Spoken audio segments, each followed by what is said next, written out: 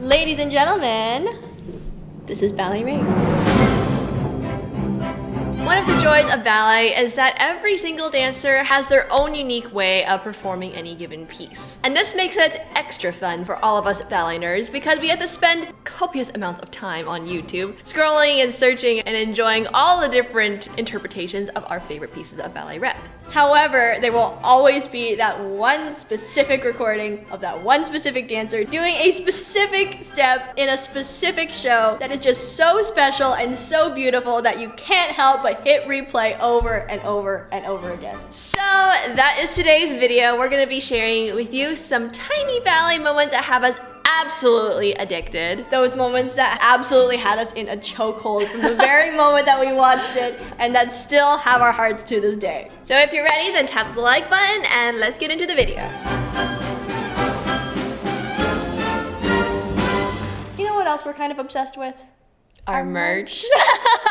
But it's true. It is a huge way that you can directly support us and our team and the channel as a whole because all of the proceeds from the Ballet Rain merch shop go directly to helping us make more videos like this for you. So a huge thank you to all of y'all who have been supporting because it really means a lot to us and the team, and to those of you who are considering supporting us in the future. The merch shop will be linked above and below for you to check out.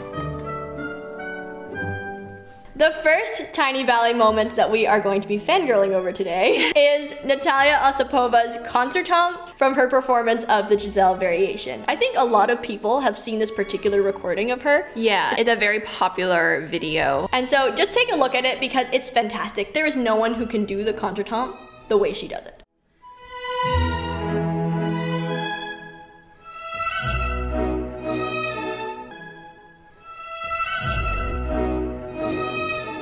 The funny thing is that the contretemps is not really its own standalone step. It's like not a step.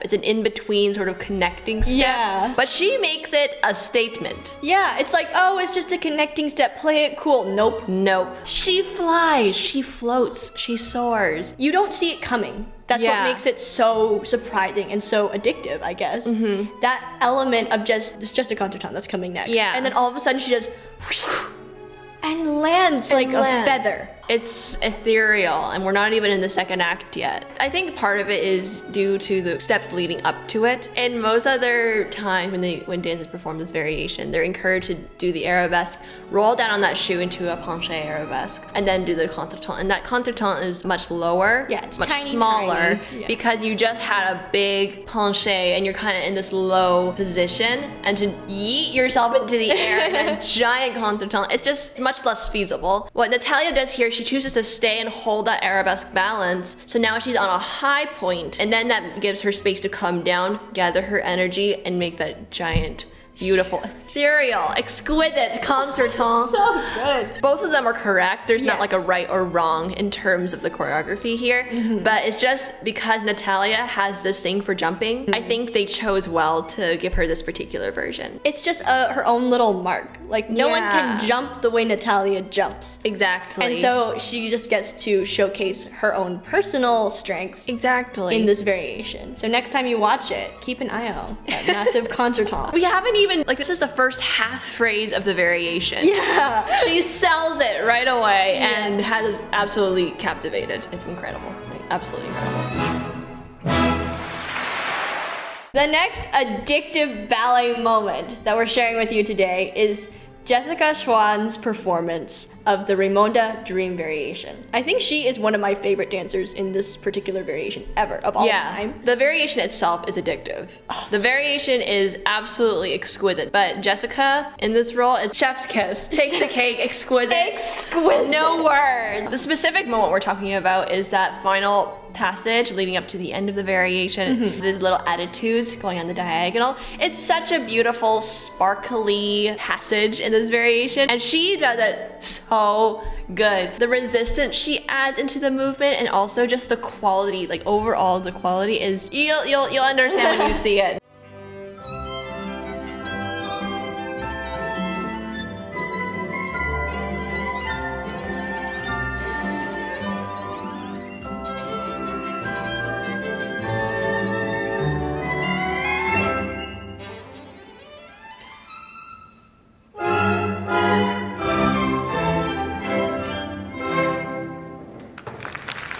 my favorite is this attitude line on her. Because it's the soft closed drawer, you guys.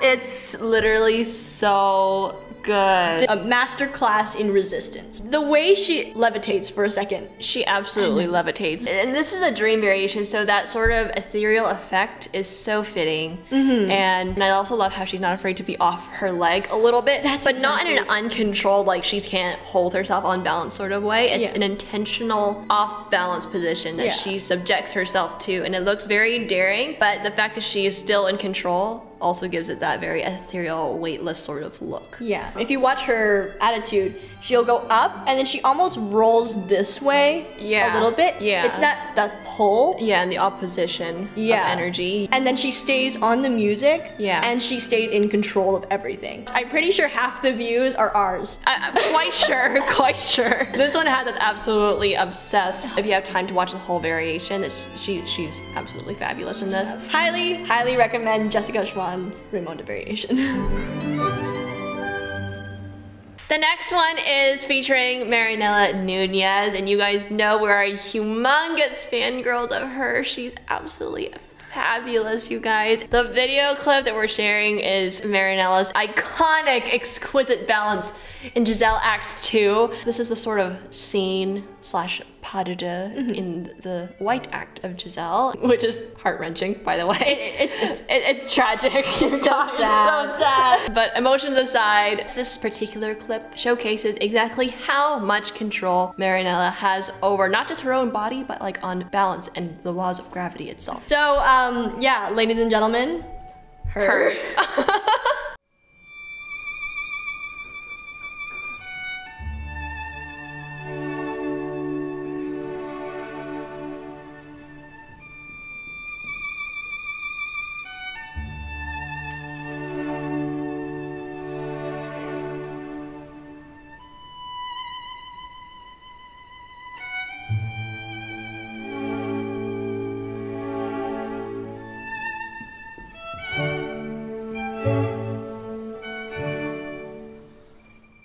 What I adore about this particular clip is that not only is she holding a balance, like that's, for one thing, that's incredible. Incredible. But furthermore, what I love about it is that she understood the context of Giselle. Yeah. And she found it fitting tastefully to incorporate that balance. If you've been with us for a while, you'll know that even though these balances are super incredible and really, really impressive, they aren't suitable to be just thrown in whatever piece you're currently doing. But I think in the context of this variation, or pas de deux, I should say, it fits perfectly. Not only is this an ethereal ghost scene, so balances like that kind of have that effect, but also just musically and choreographically, it was harmonious and cohesive, and it just fit in so well. This was not a mandatory choreographic element, like you're not supposed to hold the balance until Kingdom Come, but it fit. Yeah, like this is how to tastefully incorporate a balance. Like she knew her context, she understood the character, and she understood that if I incorporate a balance here, it will work. It will musically. Yeah. I also like how she didn't break character just to incorporate the balance. Yes. That was also very important, and that's why I think it was so mesmerizing for us, is because she not only held the balance and locked the same position for the length of the whole thing, she let herself breathe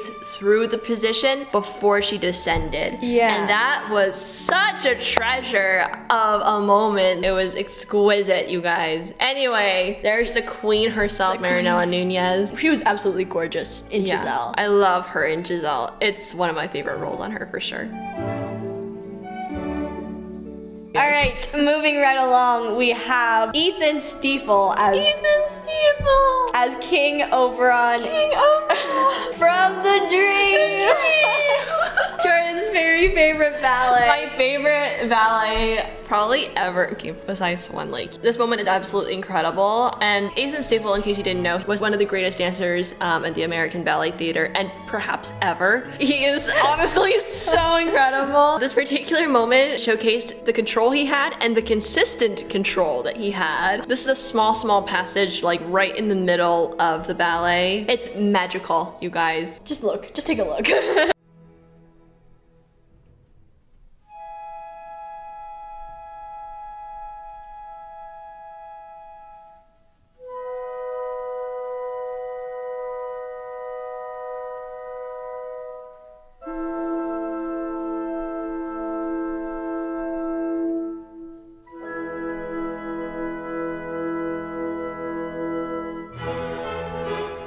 Ethan Stiefel is just the fact that he's doing a triple pirouette in attitude, which is very hard, by the way. Yeah, it is. Landing in a penché arabesque, still making those beautiful parallel lines. Yes. The first half of this passage, there's never a point where there's 2 feet on the ground. Hardly at all. And this is not easy. And the music you can hear is super, super slow, but also super, super quiet. And you guys know, if you've been watching with us for a long time, that quiet, slow pieces, all your wobbles will show like times 1,000. Yeah. And so pressure's on, you know? Yeah, and he's the only person on the stage. Yeah. It's quiet, it's serene, the audience is zeroed in on him. Pressure is thick, you guys. High. And then here he comes and he just knocks it out of the park. Absolutely knocks it out of the park into the next country. I think it's an amazing example of the art of the adagio pirouette. Yeah. It's a different thing to knock out a bunch of turns when you are turning at a very high speed. Yeah. Because at speed, it's like when you're riding on a bike, you know, the faster you go,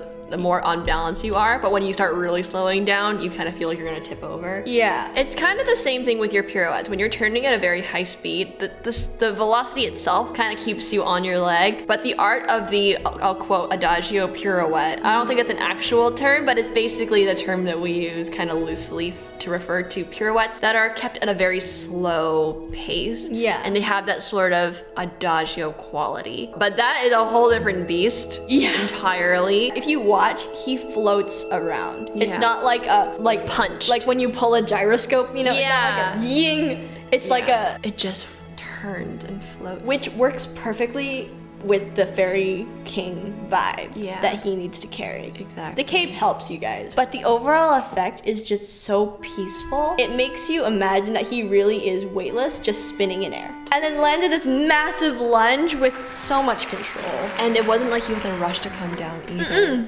Turn, turn, turn, extra lift. It's kind of like Marinella, almost. It's just that ability to keep breathing through that balance. Angelic, you guys. Incredible. Majestic. It's pure magic. This one is pure magic.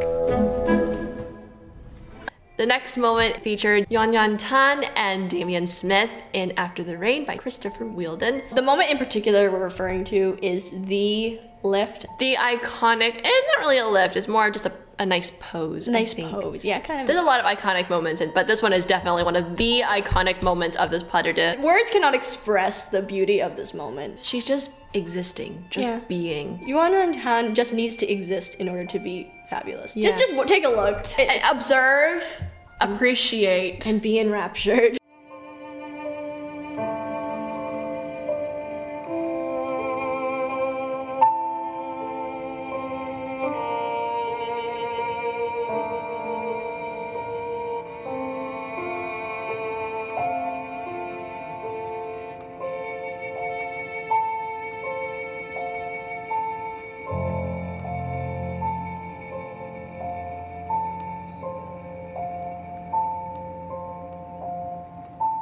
There's nothing to say, hardly. There's nothing technical about it. Yeah. It's just whatever is inside is just like blossoming outside. It is just so beautiful, but also so, it feels very raw, genuine. Vulnerable. Yeah. It's so beautiful it almost hurts. Yeah. And they're literally dancing on the water. Yeah. The sunset in the back. The wind was just right. Even nature itself was like, on their side. To make that moment happen, it really almost hurts. It's just so really beautiful. Does. Again, it's not like a big step. It's just the way you do it can change everything. It's like that principle. Okay, I think it's like the importance of storytelling is not the things that happen, but like the moment in between. Yeah, the in-between moments are crucial. A lot of different artists have the same philosophy. And because it's so true. Yeah. I think that those are special moments because so much of dance is like competing for your attention, you know? And then there's pieces like this and some of the classics like Giselle and Swan Lake. There's these small moments. They're not fighting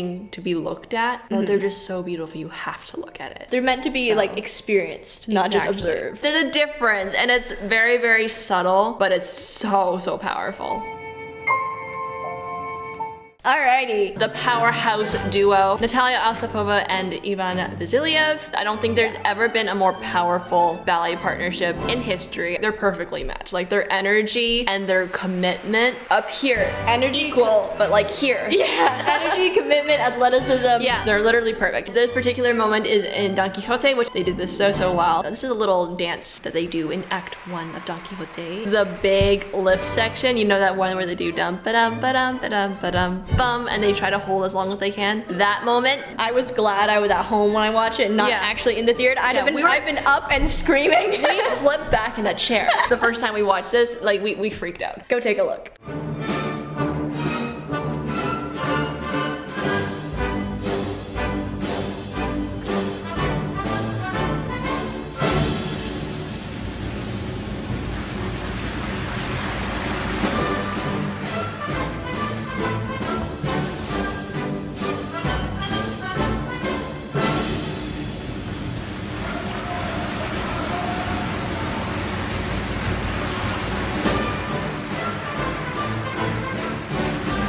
It's called Vasiliev, everybody. Literally holding a whole human over his head. I only need one hand, and only one foot, and only half of my one foot. Yeah. Like, literally how? And the thing is, this is a designated flex section of the ballet. It is. You're allowed to hold this balance as long as humanly possible. The conductor will be purposefully watching you and hold that drum roll as long as they need. All I can say is that Natalia and Ivan saw their chance and took it. And they took it and ran, you guys. It really brings the athletic side into dance, especially because Don Q is naturally a very athletic ballet. It's all about, you know, flexing and doing your tricks. And trying to outdo each other. Yeah, showing That's your the sort of ballet it is. So in this scene, they knocked it out of the park. And I just want to highlight the way like she grins after he puts it down. Like she knows they killed it. I love it when the tricks are there, but they don't sacrifice the character. They 100% sell the physical side, 100% sell the story side. It's there. It's a full package, you guys. We put two incredible, unstoppable, unlimited dancers together, and of course, we have powerful and limitless results. So. Final addictive moment for today, although not final of all time. There were many more. Comment below if you want a part 2. This addictive moment is Ryoichi Hirano as Espada in Carlos Acosta's Don Quixote. He is the Espada, you guys. You can't tell me that he is not actually Espada. I know, okay. I honestly can't see anyone else as Espada except for... Yeah, he ruined this role for me. I'm like... no one else can do this role except him. I'm sorry. I think part of it is this is Carlos Acosta's Don Quixote, and he injected a lot more life into these secondary characters like Espada, Mercedes, Don Quixote even, like they're not the main characters if you will, but he put a lot of character development and trained the dancers to embody those characters so well in this rehearsal process. But that being said, he embodies this role so well. Again, took it and ran. Now of course the entire Matador scene is exquisite, but we just love the fancy cape swirling that he does at the very end of the Matador's dance in Act 1 of Don Quixote. So have a look. Enjoy. Be enchanted. Feel free to fangirl scream. We will be as well.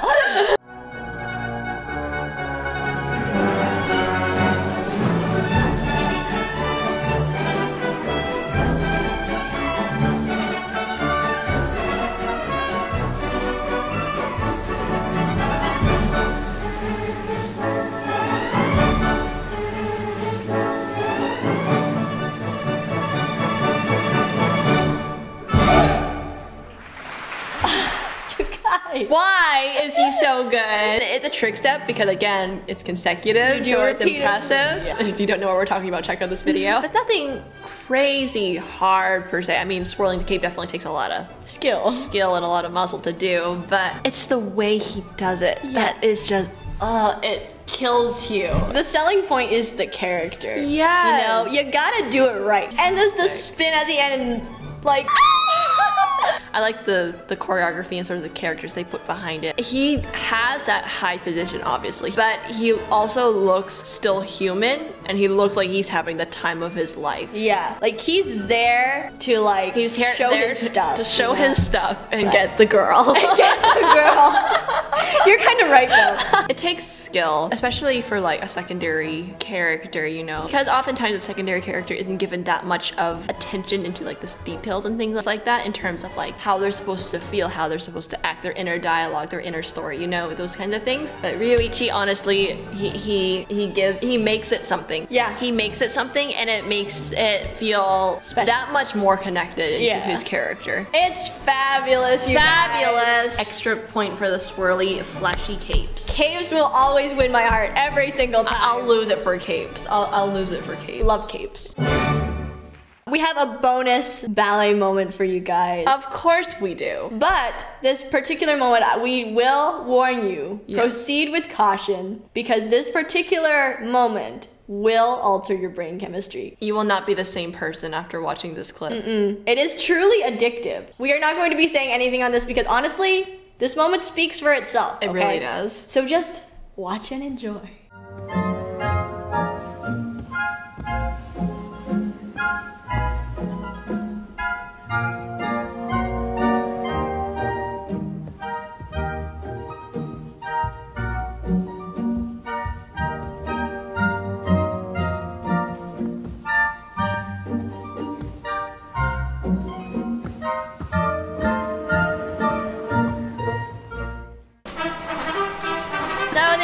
Everybody, those were 7 and a bonus tiny addictive ballet moments that have us absolutely obsessed. Please leave your addictive ballet moments in the comment section. Drop us a link and a timestamp, and we might be reacting to it in a part 2. And I think this really just goes to show that sort of what we said in the beginning, the joy of ballet and the beauty of ballet. Everybody's going to have something that sets them a little bit apart. It's part of that that makes the ballet as an art so rich and so versatile. For every interpretation out there is an audience that will love it. You know, I guess this is to encourage our dancers out there. You have something to bring. You have something that no one else can take. No one else can do exactly what you do. So I guess be encouraged to embrace the strength that you have and the skill sets that you have, because there will always be someone out there that will find your dancing just as addictive as we do.